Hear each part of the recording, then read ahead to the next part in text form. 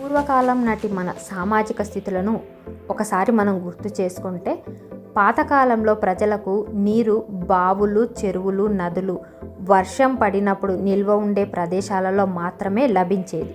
వారు నీరు త్రాగడానికి కానీ, స్నానాలకు కానీ, ఇతర ఇంటి, వంట, వ్యవసాయ పనులకు ఆ బావులు, చెరువులు, అక్కడక్కడ కొన్ని చోట్ల నదులలోని నీటిని ఉపయోగించేవారు.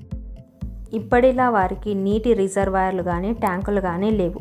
వర్షం వల్ల నిల్వ ఉన్న బావులు, చెరువులలోని నీటిని శుభ్రపరచడానికి ఈ విధంగా వినాయక పూజకు ఉపయోగించే ఔషధ గుణాలు కలిగిన ఆకులను నీటిలో నిమజ్జనం చేయడం వల్ల ఆ నీరు శుద్ధిపడి ఉపయోగించే వారందరికీ ఆరోగ్యకరంగా ఉండేది.